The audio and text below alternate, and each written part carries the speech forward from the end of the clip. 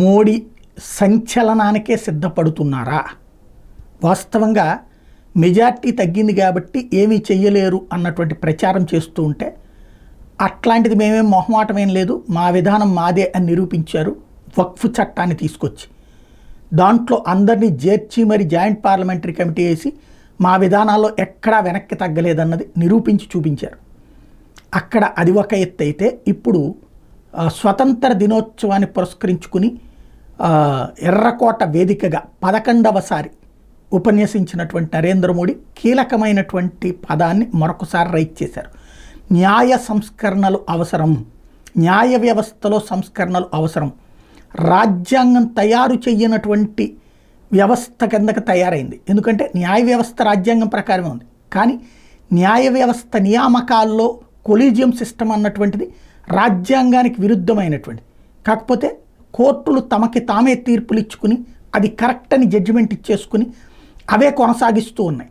రాజ్యాంగంలో ఇది లేదు అది లేదని ప్రభుత్వాలకి సంబంధించి తీర్పులు ఇచ్చేటటువంటి న్యాయస్థానాలు అదే రాజ్యాంగంలో తమ కొలీజియం సిస్టమ్ లేదన్నటువంటి విషయం పక్కకు వెళ్ళిపోతుంది.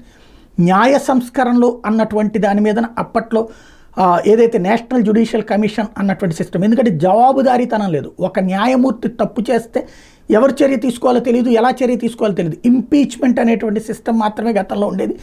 దాన్ని పక్కన పెట్టేసినటువంటి పరిస్థితి, అది న్యాయస్థానాలే చూసుకుంటున్నటువంటి పరిస్థితి.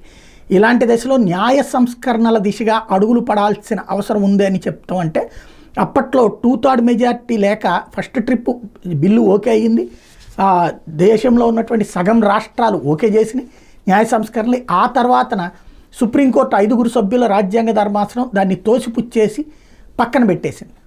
ఆ తర్వాతన మళ్ళీ ఆ బిల్లు తెచ్చే ధైర్యం చేయట్లేదు ప్రభుత్వం ఇప్పటిదాకా. మరి ఇప్పుడు మళ్ళీ చేస్తారా లేకపోతే కొత్త చట్టాన్ని తీసుకొచ్చి చేస్తారా అన్నటువంటిది చూడాలి. న్యాయ సంస్కరణల దిశగా అడుగులు వేయాల్సిన అవసరం ఉందని తేల్చి చెప్పడం ఒక ఎత్తు అయితే, 2047 నాటికి భారతదేశం వికసిత భారత్గా ఆవిర్భావం అవుతుంది. ఇప్పటికే పేదరికాన్ని, దాదాపుగా పేదరికం నుండి గరీబీ హఠావో లాంటి నినాదాలు ఇచ్చిన వాళ్ళ వల్ల సాధ్యం కానిది చేసి చూపించాం.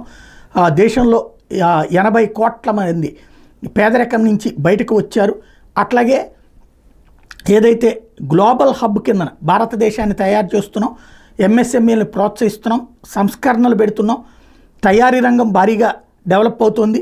అలాగే దేశంలో మహిళల ఉపాధి అవకాశాలు కాదు, మహిళలకి సంబంధించి స్వయం సహాయక గ్రూపులు 9 లక్షల కోట్ల రూపాయల దాకా వ్యాపార లావాదేవీలు నడుపుతున్నాయంటే మహిళలు ఈ రోజున భారతదేశంలో ఏ స్థాయికి ఎదిగారో అర్థమవుతుంది. గ్లోబల్ హబ్గా భారతదేశం తయారవుతోంది అన్నటువంటి విషయాన్ని తేల్చి చెప్పారు. భారీ ప్రణాళికలతో ముందుకెళ్తున్నామని చెప్పారు.